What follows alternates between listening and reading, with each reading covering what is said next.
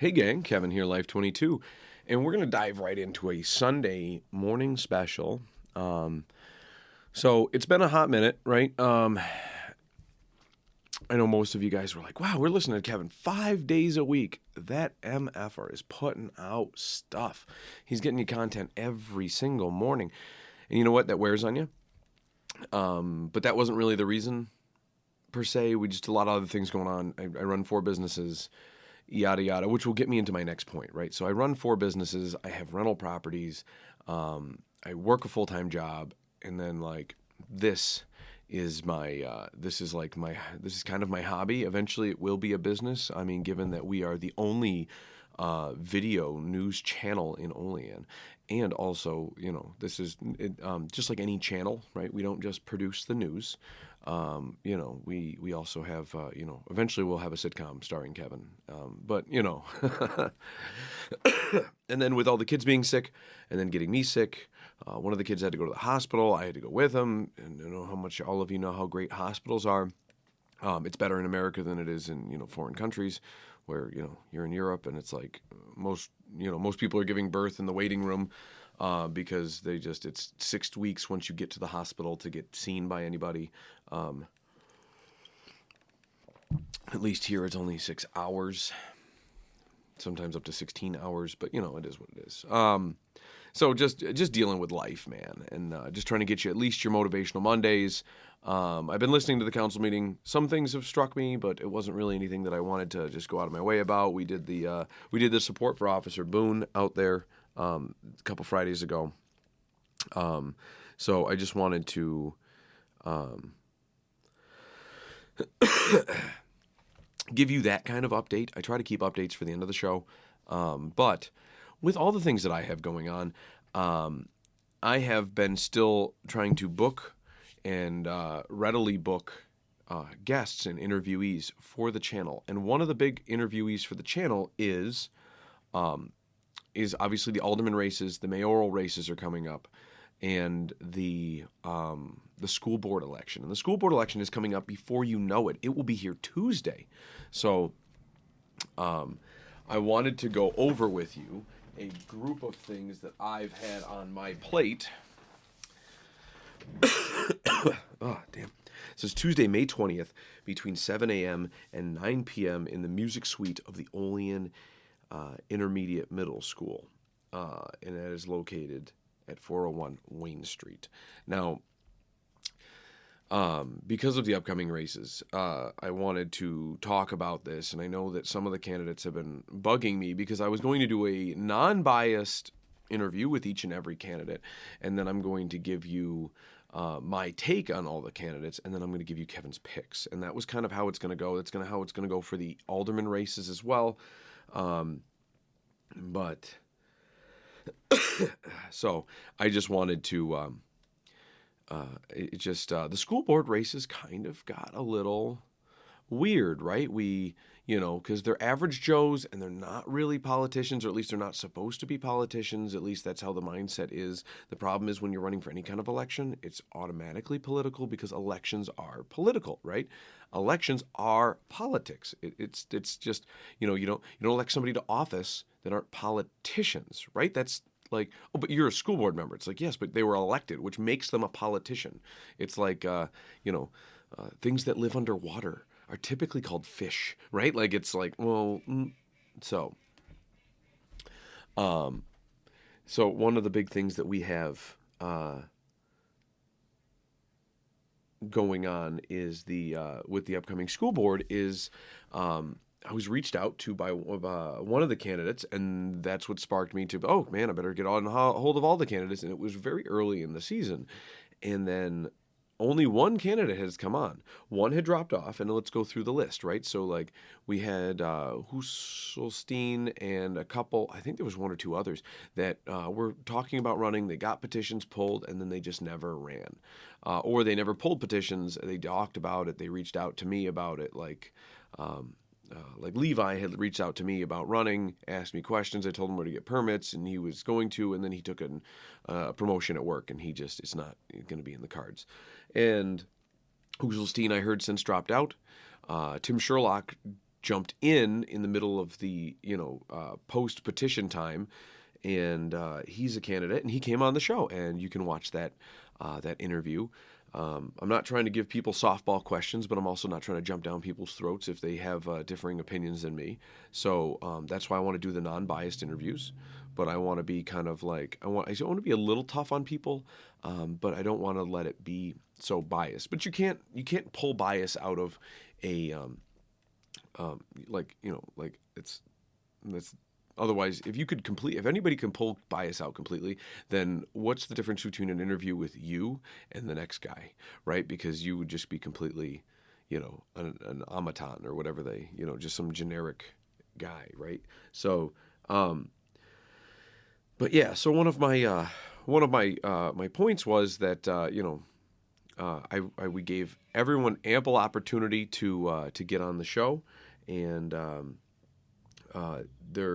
we sent so the other candidate, the one who actually reached out to me asking about my involvement in the school board race and things like that was De Blasi, and he's hey, maybe we can do something coming up, and then it was just a back and forth, and then it just never got scheduled, and he says he's very, very busy. And with that said, as you can see, I'm very, very busy, and I do this as more of a hobby. I don't get paid for this. I'd like to get paid for this. This would be phenomenal to be able to do what I enjoy doing. But no, this is a just like the school board. This is a pro bono gig. If anything, it's like negative pro bono. It is like it costs me money for cameras and microphones and all that other stuff. So, and time out of my day and away from my kids. But this is how I give back to my community too, is speaking my opinions and then pointing out things and providing news and interviews for other people to see. So, but he could not make time in his busy schedule. And I really wanted to have an interview with him because of a segment I'm doing up at the end of this show when I do my picks. So, there we go. Okay.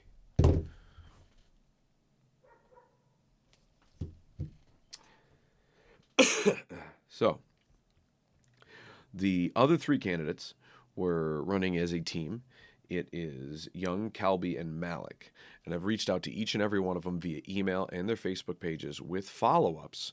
And the emails all got return read sender requests. So I've been notified that they've read them all with zero response. And I've got notified through Facebook that they've read my messages to them. So which is a little odd that they just never even reached out. And this is my estimation, is that they're taking the old school Republican approach to interviews. Well, you stick with one. If there was 10 newspapers in our area and all like Legacy or whatever, you would pick two. You very minimal. You just do what you can, and then you do mailers, and you do maybe a phone call, like a robocall, and that's it. You keep your head down. You keep your nose clean. You keep out. No news is good news. You want as few times in the public that are media based as possible. And that is a very Republican thing to do, which has hurt the Republicans in the past. And we've making great strides where almost every Republican, when you register, you're like transparency. And that's what grinds my gears, is because I'm all about transparency. And I hated that approach. No news is good news. No, get out of here. Because then people don't know what you stand for. Oh, well, we know what she stands for, right? She's Kathy Young, right? She's been there for 23 plus years. It's like, okay, well, that's great. What does she stand for on the school board, though? Especially when people are saying school boards are not political, right? Okay, so what does her politics have to do with it, right? So that would be my argument to that, is like, if it's not political and she's a politician and she has to separate that and people know what her politics are, well, then what's the personal life of Kathy Young? What does she bring to the table that is not political, right? So that would be my argument. But then again, like I've been saying the whole time, politics are downstream of culture, which means that if you act in a certain way, your politics are going to reflect that, because they are just a foreshadow of yourself. So they are, they're an extension of yourself. The way that you're, if your kids act out, and it's because of something that maybe their parents are doing. It's a very, they're influenced by you. So if your kids act a certain way, I mean, it could say something about yourself. So that's very much how you should relate politics to some of these issues. So we know how Kathy's politics are, and I don't know Calby or Malik. If they've teamed up with Kathy, either they're riding the tide of her political influence and her war chest, or or they are aligned with her values. Sometimes you're aligned with the values, and sometimes you're just kind of like a potato, right? You're just kind of like this bland thing that just kind of like just adds more to the plate, but it's not. It's like. It's not the steak, right? It's something that makes the plate, you have to have a larger plate to be able to fit all this stuff. And look at all the stuff we've got here. And it's like, yes, but you've got your steak right here, right? And that's why people are here, is for the steak. They're not here for the potatoes. Which is not, that is one way of looking at it. But it's hard for me to give you an honest opinion on those two. I don't know them.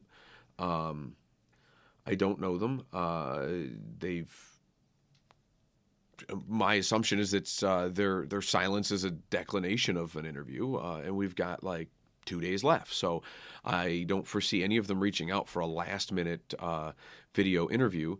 And, I spoke with somebody the other day about this too, because people know that like I invest quite a bit of money into my hobby, which is this. And then people are like, oh, we need more transparency. We need a local news station and blah, blah, blah. And it's like, oh, hey, Kevin Doherty just provided that to the community. And then people are like, I don't.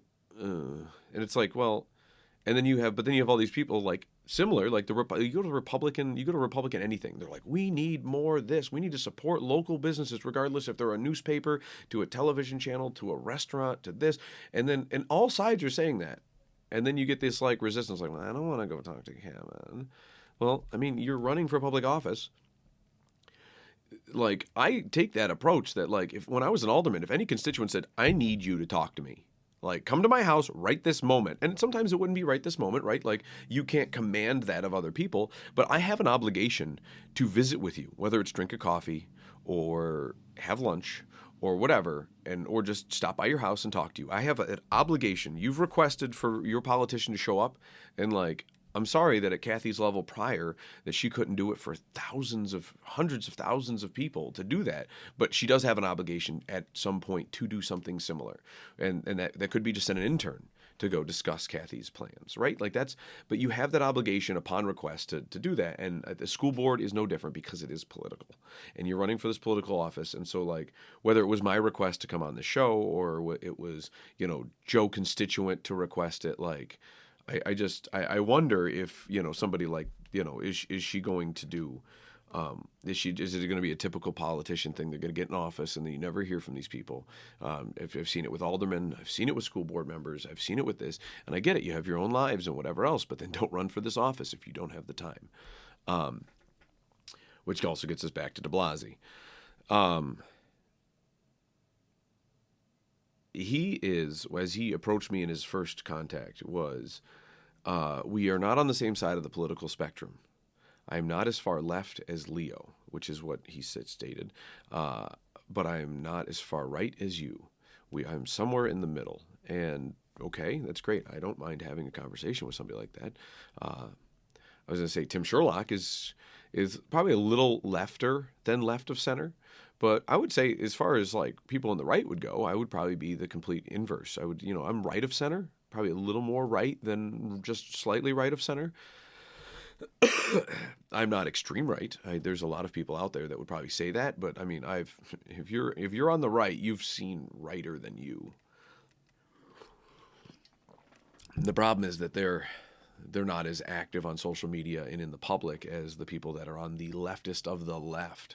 So that's why people get a wide, broad, transparent understanding of where the left side of the aisle comes from, because they give you everyone from the center all the way to the pits of the left. So, but that said, Tim made time to come on the show. De Blasio didn't, and here's my, I guess, and this is where I'll get into the De Blasio argument, I suppose. Well, let me get back to I cannot give you an honest opinion on how the other two will bode if Kathy's letting them tether their ropes to her ship, then I would surmise, and based on how my politics are probably more aligned with Kathy's than any other known candidate to me. Uh, I'm probably going to lean on the side of Kathy and lean on one of these two. I do not know which one, but so I would say they would probably be in my pick house, and don't think that doesn't weigh against like somebody like Tim, who made time to speak with me and wanted to have an open, honest conversation, and that we could go back and forth. And learning that Tim is not as left as most people think. When he came to school board meetings, we all thought that Tim was as left as some of the leftiest people that were there, and it's very frightening, and it turns people off. So by him coming on the show and showing people like, no, I'm not for this, I'm not for that, he takes a Republican approach to this, but then he takes a leftist approach to that. So he is somebody you can get along with, which is all the abrasiveness, though, that I see. Now getting into de Blasio, I see a lot of abrasiveness. I know that he has some personal dogs in the fight. And here's where I will give you my moral standpoint on this. If you are utilizing your spouse, because your spouse and you are inseparable, right? You come together in a union to become one. Hence, I understand that the legal system, if your wife kills somebody, you do not go to jail for murder unless you are like, somehow related or, an accessory to that. But like, let's say you're two different grocery stores. You're over here, your wife's over there, and she just murders somebody. Like, you don't both just go to jail, right? But that's a far extreme. What I'm saying is, though, that like you, in the eyes of how your family is viewed, you both are the same person. You are viewed as one. You are a union of two people to become one. That is it.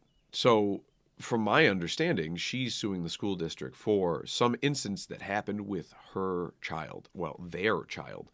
And so now he's running for school board. I don't care if you're you can't let passion lead you down every road. It is great to be passionate, but if you have a side play, if you're playing these stupid games, well, my wife can't talk about our lawsuit, but I can. Well, no, you're the same person, so you cannot use that argument. And I'm not using that from a legal standpoint. I am using that from the definition of marriage, from a religious and spiritual standpoint. Because the legal system says it's okay does not mean that it's okay. There's a lot of things out there that are legal that should not be. There are a lot of things that are illegal that should not be. There are a lot of things that are rightly illegal, and there are a lot of things that are rightly legal. You're using this gray area, and that is a child's game. And I do not elect children to the school board. So, and then that said, and there's a lot of animosity that's going about this. You're coming off very hot under the collar. You're letting your emotions lead. And so this is more of advice directed directly towards this candidate, I guess. Based on what I gather, you're a young guy, and you need to gather some emotional intelligence. You're letting your passion for an incident that happened with your daughter drive you. It's driving your wife to sue the board, and it is driving you to take a seat on the board. You're not going to be able to do anything in regards to your wife's lawsuit. If you do, I think it should void it. I think that the fact that you're running should void your wife's lawsuit, because from what I gather, speaking to different people and different lawyers, what will happen is the school board will probably settle, and you're going to make some money. And you shouldn't, because, and here's why. I think that if somebody has harmed you, that yes, you should be entitled to some form of compensation, right? Like whether it was medical bills or whatever. But just because if somebody harmed you at Burger King, I don't believe that it's the responsibility of Burger King to pay for your damages because it happened in their store, right? The same with the school district. Now, I get that the school district is a little bit different, right? They are taking a responsible role over your children. Like they are the supervisor of your children while they're there. So they had to have a fiduciary obligation to protect your children. But you're blowing a minor incident from what I gather. Because the same people that have leaked information to you that are on school boards or within the administration or from the district, whether they're lowly teachers or aides, people that have leaked information to you who shouldn't, people who have leaked information to me, probably who shouldn't, have explained the situation to me in the same way that you understand it. You're just more passionate about it because it's your daughter, and I don't fault you for that. The problem is that the issue that you're doing is you're dragging your daughter's name and everything and situation into the limelight for the whole world to see, which is going to have way more catastrophic effects on your child than the school district will ever have done to you. And then my biggest contention about this is that you brought the name of the other child into this, and that is a super no-no. Like, you would never, it's one thing if I'm dealing with an altercation and I'm bringing up the names of adults involved. This is a child. Yeah, do I have the ability to do it? Yes.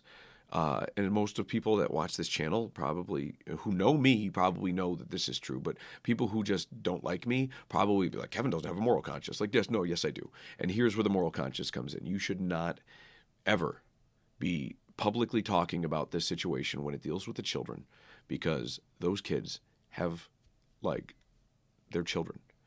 And from what I gather, the situation is it's not a bullying situation. It is one little girl touched your daughter in a place that maybe she shouldn't have. And that's what I'm gathering from this. And instead of just saying, because it's not like a continual abuse type situation, it's like a one-off instance.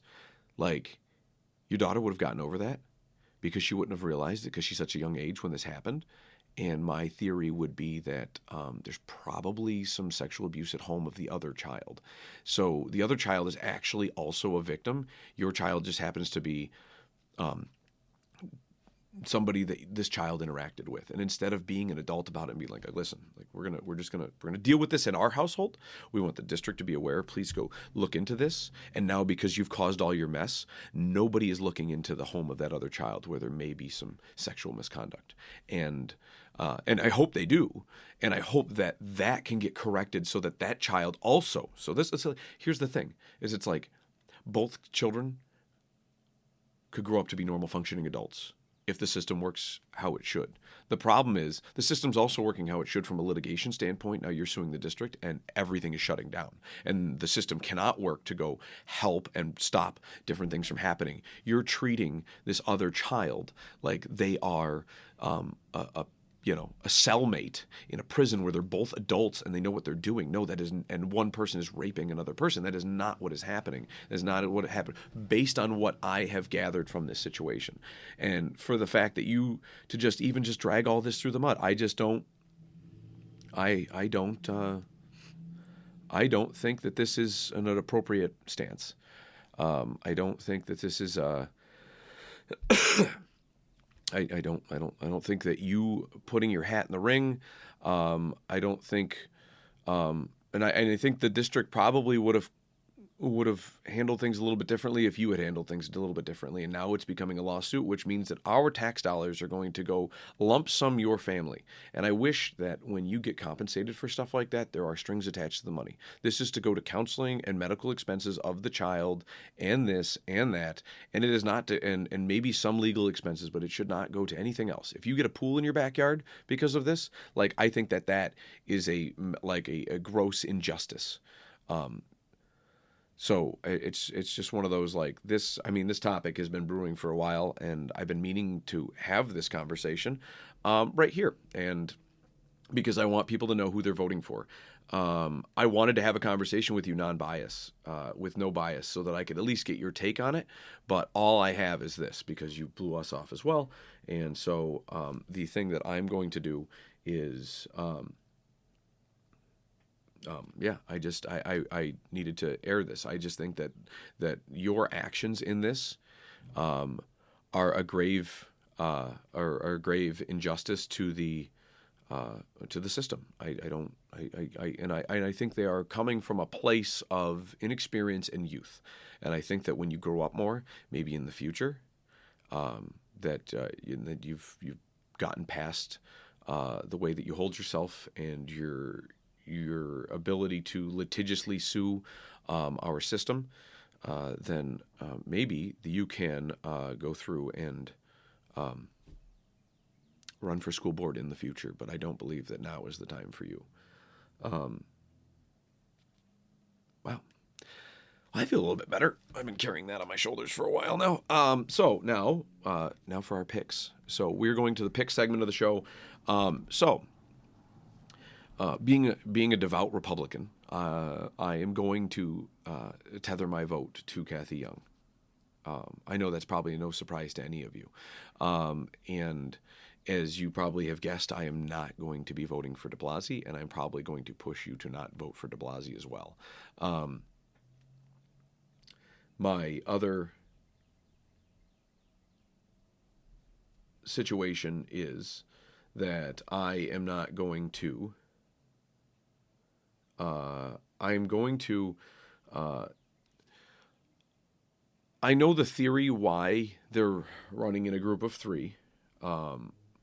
It's because then they take all the seats, right? And then they have a stronger chance to maybe overthrow the superintendent, which I'm here nor there on that, because the superintendent is doing the will of the board, and the board has to do the will of the state Department of Education. So I don't believe, other than incremental changes, that you can do anything grand at the school board level.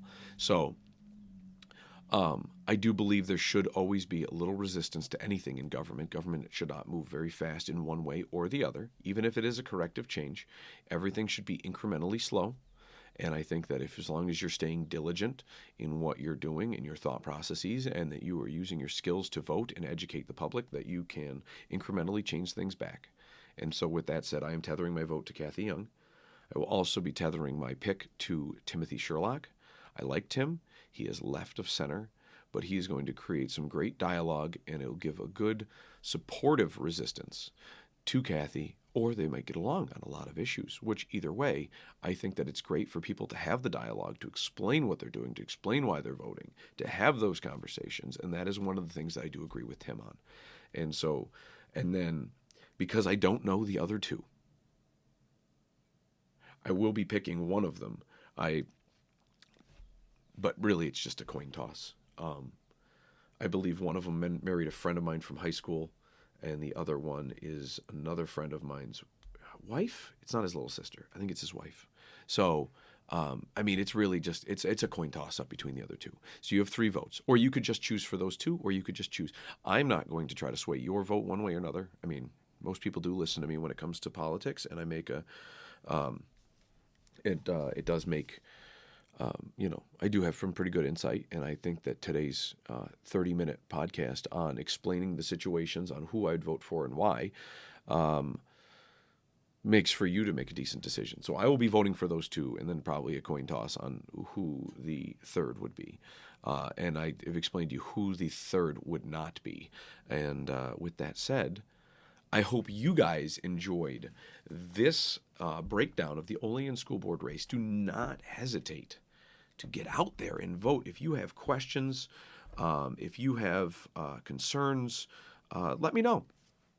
Let me know. I'm open. Let me know. I'm sure somebody's not going to like this podcast, but stay well, guys, and we'll see you guys. Oh, tomorrow. It's Monday. It's Motivational Monday. We'll see you tomorrow on Motivational Monday.